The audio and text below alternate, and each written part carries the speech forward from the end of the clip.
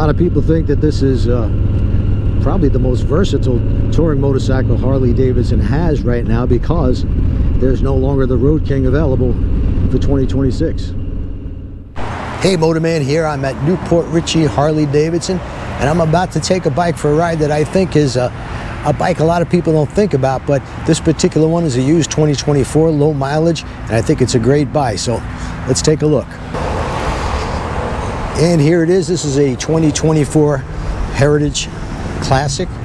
This one is the 114 motor. It's got the chrome motor, which I like in this bike, as compared to the new one where it's sort of half chrome and half black. Plus you get some nice extras. This has got aftermarket pipes. That's about 600 bucks. Also, you got front and rear crash guards. That's going to save you another at least 600 bucks. And yes, this is the gray, the basic color. It looks pretty good on this bike. I like the pinstriping that they did. The color is not, you know, it doesn't stand out. It's not that bright or anything, but it looks pretty good on this bike. And I guess the reason, at least they claim, is the original Harley Davidsons were this particular color, gray. So take it out for a ride, let you know what I think. These are great touring and around town motorcycles. The windshield pops right off. Bags pop right off if you don't need the bags on it around town. And we'll see what it's like.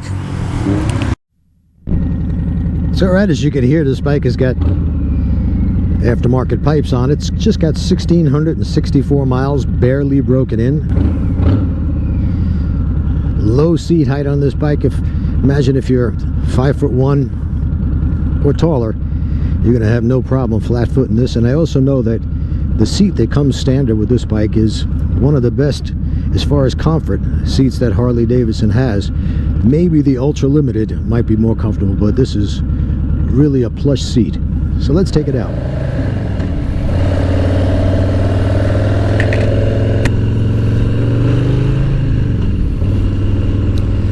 So just to give you a little history on the Heritage. The Heritage models came out in 1986, and they had spoke wheels, wide white walls.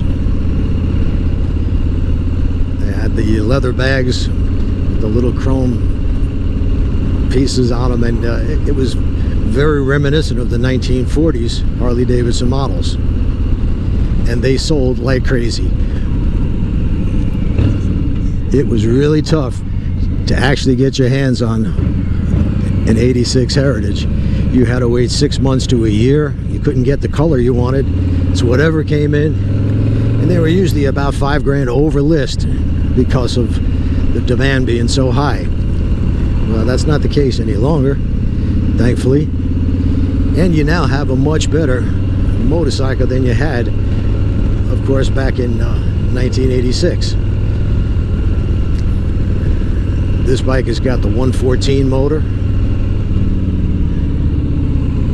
all kinds of torque. I think they put out about 85 horsepower. This one does have a Screaming Eagle tuner on it, since they put the exhaust, and they did that as well. And that, I would say, it's got performance equal to about the 117 motor on the 2025s. So yeah, this is a fast motorcycle. Weighs in at about 720 pounds, so it's about 130 to 150 pounds lighter than, say, a Road King Special, or really any of the touring models that have the same motor. So you have just tons of power. I mean, it's not a sport bike, of course, but torque is what you're after with a touring, with a V-twin, and it's got torque in abundance.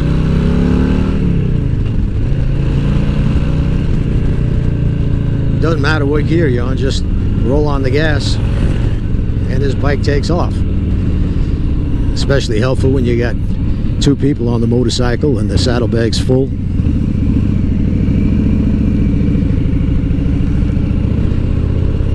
Ride is, I would say, on the plush side of firm, if that makes sense. One of the great things about these Softail models is they are extremely maneuverable at low speeds. Though this doesn't have as much ground clearance or lean angle as the touring bikes have 32 degrees. This has got about 28 degrees. However, the handlebars turn further from lock to lock. That allows you to make at least as sharp a turn as the touring bikes, and maybe more, because you get those floorboards on and they're scraping the ground, and you turn the handlebars all the way to lock. You could probably make about a 14.5-foot U-turn with this bike. That's about the best in its cruiser class.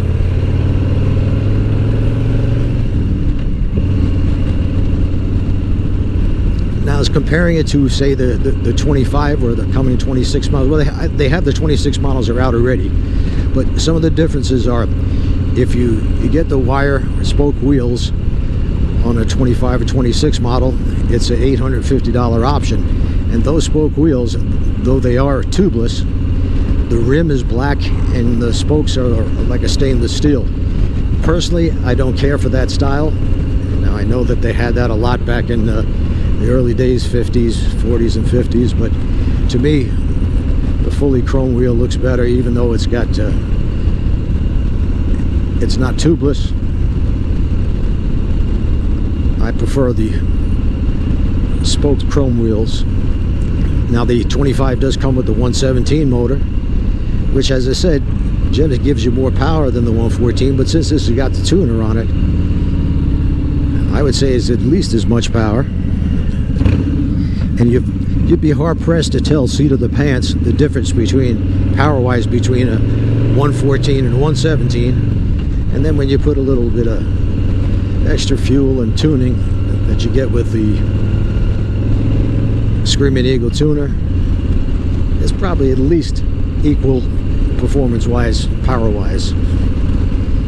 And since they're asking just $17,400 for this bike, and a new one with without the pipes and the crash bars and the options that this, or accessories that this bike has, you're going to be about $23,000. So you add on the exhaust, crash bars, that's all you're talking about, at least another $1,200 to $1,500.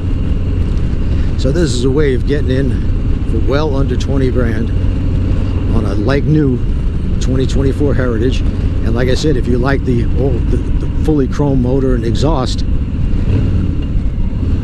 this is your only option. They no longer offer that on the 2025s. It's sort of a blacked out exhaust. Part of the motor is black, part of it is chrome.